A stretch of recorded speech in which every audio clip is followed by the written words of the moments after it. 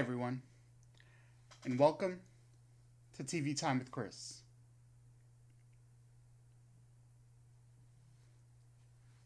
The channel that I'm going to be doing devoted specifically to TV shows. Um, I know it's still part of my main channel, Movie Time with Chris, but there I primarily just talk about movies, whereas here I'm going to be sticking more to the TV shows. So series and seasons and things like that. Um, so yeah, let's just go ahead and jump into it. This video is going to be short. I don't have a lot to talk about right now, but I did want to start this because there are shows that I do want to talk about. So I figured better late than never.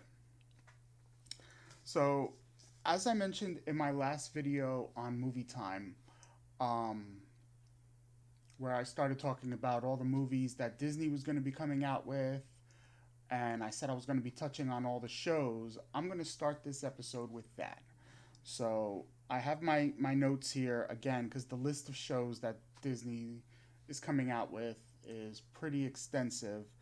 Um, but looking at just their regular, I guess, Disney slash Pixar properties, um, they're going to be doing a show called The Mysterious Benedict Society, The Big Shot, or Big Shot. I'm sorry, not The Big Shot. Big Shot, Win or Lose, Doug Days. Um, those seem like, I guess, they're original shows. They're coming out with some other things that we know how I feel about Disney's new projects. So they're coming out with Moana, the series. Tiana from Princess and the Frog, she's getting her own series. Zootopia Plus, so more Zootopia. Baymax, Cars. So again, not a whole lot of originality, just kind of taking what they already have and let's just expand it and make it a show because it made money as a movie. We'll see how that works. Um, but moving into some of their other categories, they're making a Willow series based on the movie from the 80s. I think that was early 80s, it might have been. Um, and Warwick Davis is coming back to play the part of Willow. But again, it's just taking something that has a cult following, was successful, and let's just capitalize on it, make more money instead of trying to be original. For their Star Wars properties, they're coming out with a droid story, The Acolyte, Lando, Star Wars Visions, The Bad Batch, Andor, Rangers of the New Republic, Ahsoka, and of that whole list, of the whole list here, the only one I'm excited for really is the Obi-Wan Kenobi limited series. And that one primarily because they're bringing Hayden Christensen back as Darth Vader. And I mean, that to me, Star Wars is Darth Vader. That's like the whole storyline. The first six movies are basically the rise and fall, I guess you could say, of Darth Vader. So to see that character coming back with Obi-Wan, I'm super excited for it. Um, and but the rest, I mean, again, it's kind of taking stuff that they already had and just again trying to capitalize on it. I don't know, but with their Marvel properties, they have a little more leeway because they've only done such a short amount with the movies. So, with so many Marvel comic books, they have so much content that they haven't even touched upon that they can. So, with their Marvel shows that they have, there's WandaVision, Falcon and Winter Soldier, Loki, What If, Miss Marvel, Hawkeye, She Hulk, Moon Knight, Secret Invasion, Ironheart, Armor Wars, I Am Groot, and Guardians of the Galaxy a holiday special. Um, I gotta say, even though a lot of these aren't really that original, taking again and capitalizing on what they already had, um, a lot of these I'm super excited for. Um, the WandaVision, just because I kind of like that character duo of them. Um, the Loki series looks really interesting, and the trailer for that finishing with oh man, what was his name? DB Cooper. That trying to play that Loki was DB Cooper kind of thing. That was I love that. Um, but I like that they're expanding with the what if. You know, the Thor. Um, oh, excuse me. Thor: The Love and Thunder is based on the What If comic, What If number 10, I believe it was, where Jane Foster finds the hammer of Thor.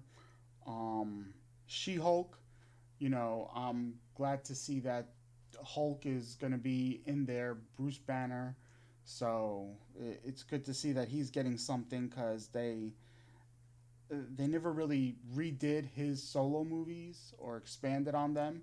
So I'm glad that he's getting something in there.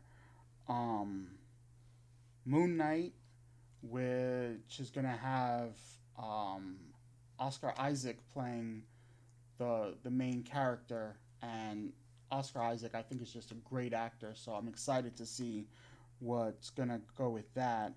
And I mean the others. Armor Wars, Secret Invasion, Ironheart. We gotta see.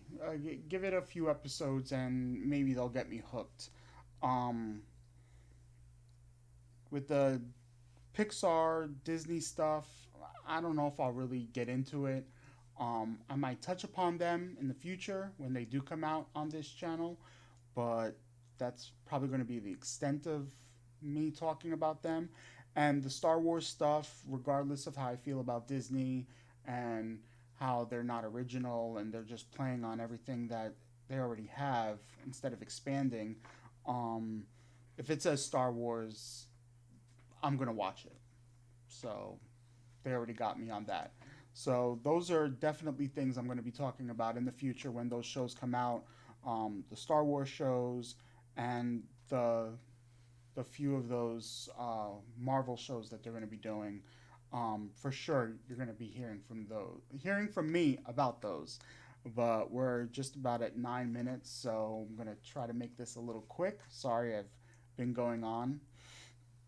Um, we're going to go now and talk about the upcoming shows that I'm excited for, and one of them being Cobra Kai season 3, which is coming out January 8th on Netflix.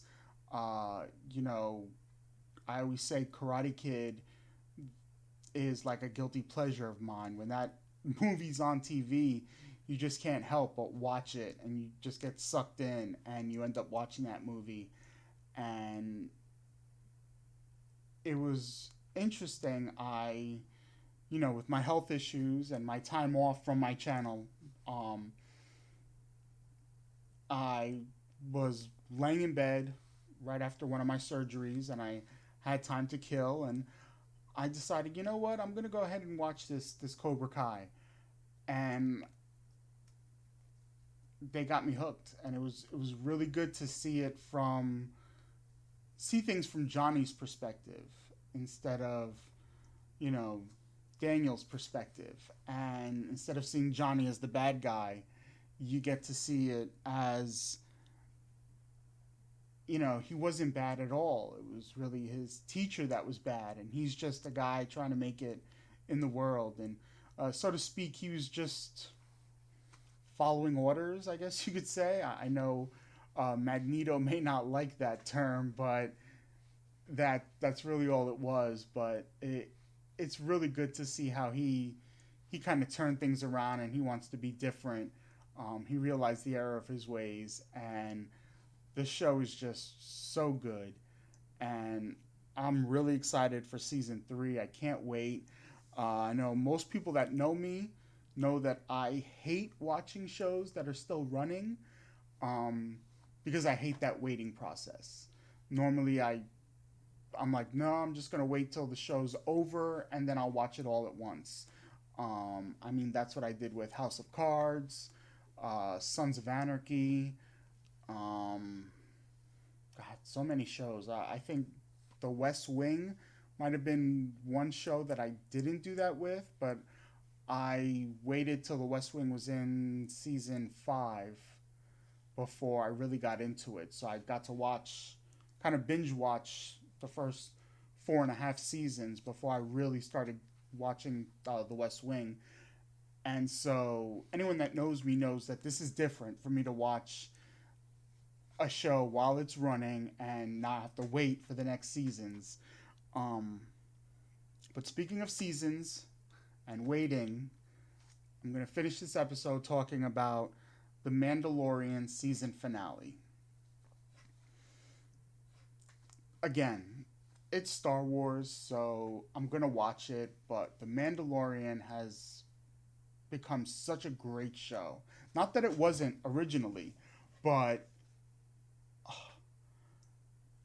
the last week's episode, the way it finished with that message to Moff Gideon was just amazing. And I loved watching it over and over again. Just that scene to play on the message that Moff Gideon gave him.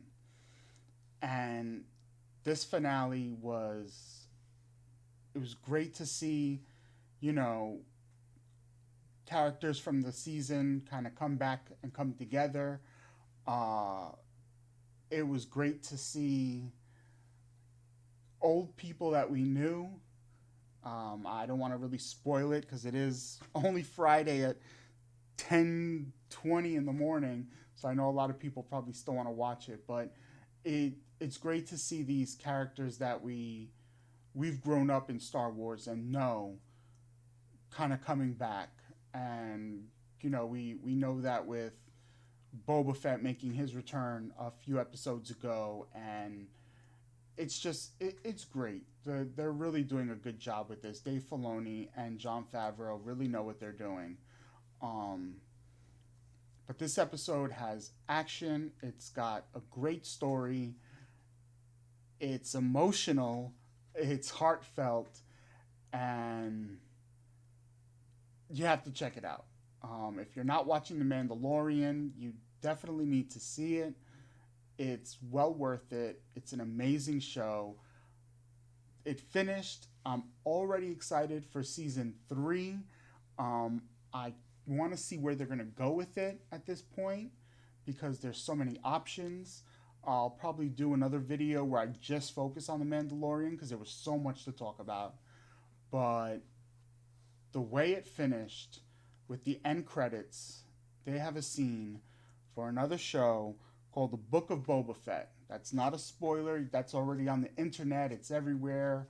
You can find it. Boba Fett is getting his own show, his own series. For those people that love Boba Fett, that think he's the greatest character ever, I'm not one of them, but he's getting his own show. So we're going to see where that's going to go. That's coming out at the end of 2021. And I'm going to go ahead at 15 minutes just about and wrap this episode up. So, hey, make sure that you subscribe to this channel, hit that bell so you don't miss future videos, and like this video. And if you guys have any suggestions of TV shows that I should talk about or anything that you want to hear about in general, go ahead and email me at movietimewithchris, still movie time, at gmail.com. I'll be sure to check that email, and The topic you want to hear about or the video you want to see will come up in a future video on this channel. And don't forget to check out the Instagram. It's still Movie Time with Chris, but again, you're going to get the little snippets and previews of what's to come on my YouTube channel.